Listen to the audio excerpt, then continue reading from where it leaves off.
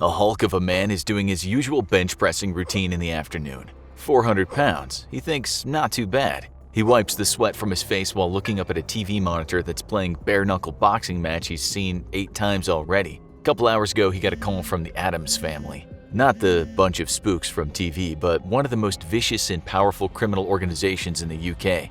They have a job for him. With that in mind, he goes into his garage and takes stock of his tools. Chainsaw, present. Axe, present. Meat cleaver, present. Knives, all there and recently sharpened. He flexes his bicep and gives it a reassuring grab with his hand, all the time wondering where he'll hide the human remains this time. It doesn't really matter, he thinks while grinning and shaking his head. The cops are useless. His name is Stephen Marshall, a man that'll become known as the Jigsaw Killer. Make no mistake, this man was terrifying. He was violent to the nth degree. He dismembered bodies without so much as breaking a sweat. He left in pieces people all over the south of England, a hideous trail of breadcrumbs for the police to follow. He was an excellent butcher too, expertly removing flesh from faces, adroitly cutting people into little pieces. When pathologists looked at his work, they said it must have been done by someone who'd worked in their profession. Like the infamous Jack the Ripper, he knew his way around a human body. But who was Marshall, and who finally put this macabre jigsaw together? We don't know too much about his childhood, so we can't hypothesize about what might have happened during his younger years to make him the monster he became. We do, however, know how he strayed to the dark side. In the 90s, he was a man in his early 20s and he got into bodybuilding. He was what the Brits sometimes called a hard man, and that led him to getting jobs as a bouncer. In the English underworld, being a formidable bouncer might lead to gang connections. If you're particularly good at breaking noses and not shying away from a man with a weapon in his hand, it's possible you could get hired by a criminal gang as a bit of muscle. That was back in the 90s anyway. The world of British bouncing isn't so wild these days. That's exactly what happened to Marshall though. He started doing jobs for the Addams crime family, an outfit that's said to be behind scores of murders and who racked up millions of pounds. This family was heavily involved in drug trafficking, extortion, hijacking, and of course the odd murder. The problem with killing people is getting rid of the bodies, and that's certainly not something criminal millionaires want to do. It's not just dirty work, but it can be difficult to do it right, and it's not as easy as you might think, not if you want to leave no trace. That's why the Addams family hired Mr. Marshall. Body disposal was just a part-time gig for Marshall though. Besides working on doors at nightclubs, he also ran a gym at one point in his life that was apparently very popular with other underworld figures. Other jobs he had were having his own car valeting company and later working as a kitchen salesman. It's said he routinely spent thousands of pounds on drugs and prostitutes throughout his life. So we're guessing when he took the salesman job, he already had failed at his other ventures. This is a good segue for us to introduce a man named Jeffrey Howe, someone who would become one of Marshall's jigsaws. Howe wasn't like Marshall in the least, not having any connections to the underworld. He was rather unhealthy and obese, so not a man you'd instantly think was a gym rat. The two met because Howe was also a kitchen salesman. At first, they got along well. It's said they were drinking buddies and became the best of friends, although we doubt Howe knew about his friend's aptitude for butchering corpses. In fact, Howe was described by people that knew him as a kind of Santa Claus character. He always had a smile on his face and was said by his brother to have a heart of gold. He was so kind, in fact, that when Marshall didn't have a place to stay in 2008, he said, "You can stay at my place for free." Marshall was quick to take up the offer, but then asked if his 21-year-old prostitute girlfriend, Sarah Bush, could stay too.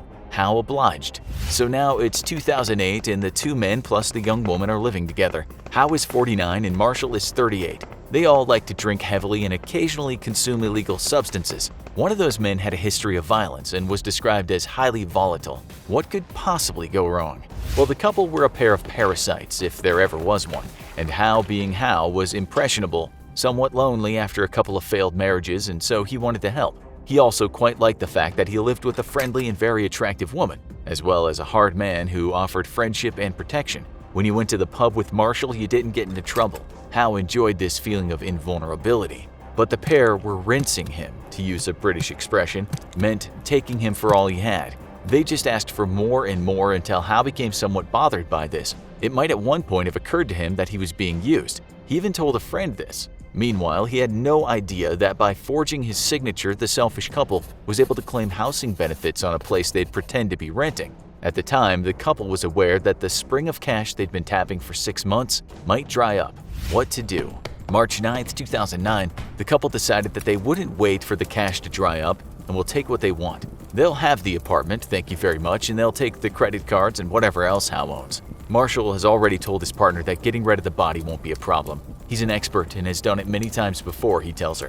He's going to create a jigsaw, one that'll become a confounding case for the cops. While Howe slept that night, the couple sneaked into his bedroom. Bush put a pillow over his head to prevent any screams from waking up the neighbors, and Marshall stabbed Howe twice in the neck. They waited until he bled out, and that was that. Job complete. Now there was a missing man. When people that were friends with Howe went to the apartment, the couple told him that he was renting the place out to them and they hadn't seen him in a while. They told others that Howe had packed his things and taken off someplace, which didn't seem too unusual given that Howe had been a chef in Italy in the past. The couple pretty much emptied Howe's bank account and they forged checks in his name. They sold just about everything of value he owned, including a nice Saab car that they put on eBay. They basically lived the life of booze and drugs on tap while eating where they wanted. But what about the body of a man that was said to at least be on the large side? Well, Marshall spent 12 hours working on that body, hence the commendable workmanship that the pathologist would later comment on. He used a whole gamut of his tools, his chainsaw for the larger cuts, his meat cleaver for the medium cuts, and a hacksaw and a knife for the fiddly bits. He likely used a knife when he removed the flesh from Howe's face. Once the body was dismembered into manageable pieces, Marshall set about leaving bits at various places in some of the most picturesque spots in the south of England. You could say his actions were defiling nature, but what did he care? He'd done this before and he'd gotten away with it. Still, Marshall might have been a dab hand at dismemberment, but his hiding skills, it seems, were below par. On March 22nd, just a couple weeks after the murder, someone came upon a blue bag ditched in a hedgerow near a farm in the county of Hertfordshire. Inside the bag was a left leg with the foot still attached. The farmer who found it said it was all wrapped up in plastic. I didn't open the plastic because it was then I realized it was either a joint of meat or something a lot worse. It was soon discovered that whoever the leg belonged to hadn't been dead long. It was also assumed that it belonged to someone Asian or Caucasian. That was just one piece of the jigsaw, and for cops not much more meaningful than getting a piece of Adam's leg and a jigsaw of Michelangelo's creation of Adam. They were a long way from seeing the full picture. Then on March 29th, cops were called out to see another piece of the puzzle. This was a forearm without the hand. It was actually found in the same county as the last piece, although in a different village. It was soon understood that this body part belonged to the same person as the leg. It hadn't even been buried and was just lying in some grass, so it seemed to the police that someone might just be playing a game with them. Just 2 days later, cops were alerted to a grislier find. This was a head with the flesh shorn off. The eyes, tongue, ears, as well as the neck had been removed. The killer hadn't tried very hard to hide it since a farmer found it in a cattle pen, although it was discovered in a different county from the previous two pieces. Then on April 7th, the fourth part of the puzzle was found. This was a right leg that was recovered from a lay-by on a busy road in yet another county in the south of England. The guy that found it had been driving for a pest control firm and had decided to stop his van and take a break. The police were almost certain the body parts were from the same person. Going to the public for help in solving the case, they announced that the man had 2 front teeth missing and that whoever it was had had a fungal infection in one of his toenails. As for that jigsaw of the creation of Adam, the cops now had bits of Adam, bits of God, lots of cloud, but they were still missing the main pieces. On April 11th, they hit the big time. A hiker had been walking out in one of the nicest areas of England's green and pleasant land and had come across a suitcase. Inside it was Howe's torso and other missing body parts. The only bits of the body missing now were the hands. But hey, isn't there always a darned missing piece of every jigsaw? They were never found, although Marshall later said he ditched them in the woodland in the county of Essex. The cops still didn't know who the dead man was, but at least they had a picture to look at. They said he was overweight, he had a problem with eczema, and he had bleached skin pigmentation on both his legs. At the time though, they didn't tell the public the body wasn't all in one piece. They thought that might worry folks a bit too much. On April 21st, Howe's mother called the cops and reported a missing person. This wasn't because she thought her son had been killed, only that she was concerned. Still, when the police heard her description of Howe, things added up. They went around to his apartment and busted in since there wasn't anyone home. They didn't find any evidence of the murder and dismemberment that had taken place there, but they found Howe's passport. Marshall and his girlfriend later told cops that Howe was alive and had taken off someplace. But after the police got Howe's dental records, the game was pretty much up. This is what the cop who arrested them said. Marshall was very, very nervous, jittery. His leg was shaking. Sarah Bush was uncomfortable, and at that point, I knew that Jeffrey Howe was going to be our victim. Once forensics got to work, traces of house blood were found all over the apartment. T-shirt fibers found on duct tape that was used to wrap one of the body parts also matched the t-shirt of Marshall's. If that wasn't enough, CCTV showed Marshall's car traveling to all the spots where the body parts were found. The game was certainly up now. Although at first the couple denied the murder, Marshall pleaded guilty to perverting the cause of justice by lying about Hal being alive and well. He'd also admitted to cutting up the body, but he denied the murder.